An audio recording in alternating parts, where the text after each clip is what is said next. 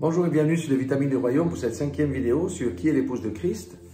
Nous apprenons en détail qui elle est au travers du sermon sur la montagne et au travers de cette femme remarquable qui sont la reine Esther, Ruth la Moabite, Rahab la prostituée, la Sulamite, l'épouse de Cantique des Cantiques, Marie la sœur de Marthe, la femme vertueuse de Proverbe 21, ainsi que celle du psaume 45 qui est l'apothéose de l'épouse puisqu'elle entre dans les noces de l'agneau et dans son mariage. Alors, c'est une des séries les plus importantes qui permettra à chacun de se situer, de s'examiner, de se projeter, de prendre des décisions, de aider à marcher sur le sentier étroit, surtout de se préparer au retour de l'époux et à entrer dans les noces de l'agneau. Le retour de l'époux est proche, on ne sait pas quand, mais il peut arriver demain matin ou dans 6 mois, dans 3 ans. Il vaut mieux être des vierges sages. Alors jusqu'à maintenant, nous avons compris que pour l'épouse de Christ, il y a certains traits de caractère, certaines choses qui doivent se manifester. Première des choses, c'est l'humilité spirituelle, qui est la porte d'entrée du royaume des cieux, tout comme la reconnaissance de son état de pécheur et la repentance comme principe de transformation. Sans repentance, on ne peut pas entrer dans le royaume des cieux non plus. La troisième chose, c'est la douceur, l'abandon de ses droits plutôt que les luttes de pouvoir pour toujours avoir raison. Et la cinquième, c'est la recherche première du royaume, la focalisation sur les choses d'en haut versus sur les choses terrestres qui passent. Vous pouvez voir toutes les autres vidéos que j'ai fait avant pour bien comprendre ces choses. Alors nous sommes à la 5e vidéo et nous allons traiter dans Matthieu 5, les versets 7 et 8. Je lis au nom de Jésus dans la parole vivante, Matthieu 5, 7, « Heureux ceux qui ont le cœur compatissant, sensibles à la misère d'autrui, car Dieu aura aussi compassion d'eux. » Ça change un peu des traductions habituelles, je répète. Heureux ceux qui ont le cœur compatissant, sensibles à la misère d'autrui, car Dieu aura aussi compassion d'eux. Amen.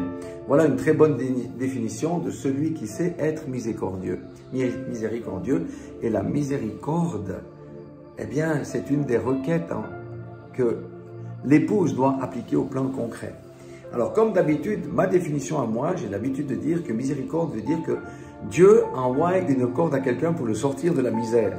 Donc, ici, si Dieu m'a lancé la corde pour sortir de ma propre misère, pourquoi ne devrais-je pas lancer la corde de la miséricorde à quelqu'un qui est dans sa misère? Si je ne lance pas ma corde, alors je serai comme le serviteur méchant qui a demandé miséricorde à son maître pour une très grande dette. Si on fait les calculs actuels, c'est plus d'1 million de francs, mais qui a refusé de remettre une dette de quelques centaines de francs à un débiteur qui le demandait. Ça se trouve dans Matthieu 18, 32, je vais lire. Alors, celui-ci, c'est le maître, fait convoquer immédiatement le fonctionnaire qui agit de la sorte, parce qu'il a appris comment il a traité. Et il lui dit, « Espèce de vaurien, lui dit-il, tout ce que tu me devais, je t'en ai fait cadeau parce que tu m'en as supplié. Ne devais-tu, toi, pas aussi avoir pitié de ton collègue comme j'ai eu pitié de toi ?» Et dans sa colère, le maître le livre au bourreau pour qu'il le mette en prison jusqu'à ce qu'il ait remboursé toute sa dette. Verset 35, très important. « Voilà comment mon Père Céleste vous traitera, vous aussi, si chacun de vous ne pardonne pas de tout son cœur à son frère. » Amen. Alors là, on a le pardon, mais pour la miséricorde, c'est un peu la même chose aussi. Donc, ce sont des versets qui sont quand même assez extraordinaires et qui doivent nous inciter vraiment à faire miséricorde, par extension ici à pardonner à notre prochain. Alléluia.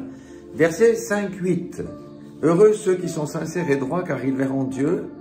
Heureux ceux qui sont sincères et droits car ils verront Dieu. Ou heureux ceux qui ont le cœur pur car ils verront Dieu. Tout est une question de cœur dans le Nouveau Testament. Tout est une question de cœur. Les hommes peuvent faire des actes qui ne sont pas en accord avec leur cœur. La Bible appelle ça de l'hypocrisie. Par exemple, donner pour être vu comme les pharisiens et non pas librement, généreusement. C'est un acte tronqué avec des mauvais motifs. Les actions ne doivent ni découler de l'intellect ou des rituels, mais provenir d'un cœur sincère, pur, droit et désintéressé. Ça, c'est important.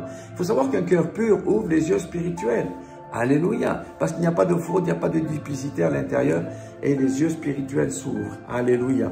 Nos grandes difficultés, vous voyez, c'est quoi? C'est la pensée grecque. Et la pensée grecque se base sur la mentalité et les pensées, alors que la pensée hébraïque, qui est la pensée biblique, se fonde uniquement sur le cœur. Alléluia. C'est pourquoi le Seigneur nous demande de garder notre cœur pur plus que tout.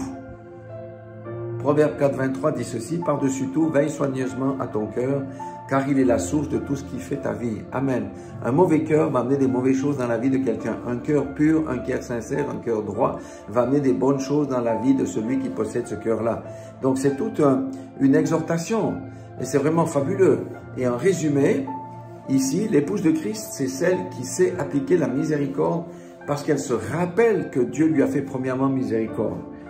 Et que le fait de le faire à son prochain est simplement une application du commandement « Aime ton prochain comme toi-même ». Et nous savons que il n'y en a que 2 commandements qui résument toute la loi. C'est « Aime ton Dieu de toute ta force, ta pensée, et voilà, de toute ta pensée et de toute ta force, et aime ton prochain comme toi-même ».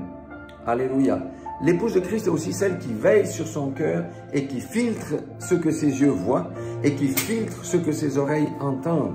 Elle ne laisse pas les mauvaises pensées ou les mauvaises choses qu'elle pourrait regarder s'infiltrer dans son cœur ou les choses sales, indignes. C'est tout comme un jardinier qui ne laisse pas pousser les mauvaises herbes. À noter que dans toute cette partie où il dit « heureux ceux qui », Shuraki, qui est quand même un hébreu, lui ne dit pas heureux, il dit en marche celui qui, et je trouve que c'est plus fort, et c'est pour ça que je le dis ici, c'est plus fort que heureux, et ça traduit à la fois l'action d'aller dans la direction et aussi la persévérance pour arriver au but. Voilà, soyez tous bénis dans le nom puissant de Jésus-Christ. Rappelons-nous que nous devons faire miséricorde et que nous devons veiller à notre cœur par-dessus tout. Soyez tous bénis dans le nom puissant de Jésus-Christ.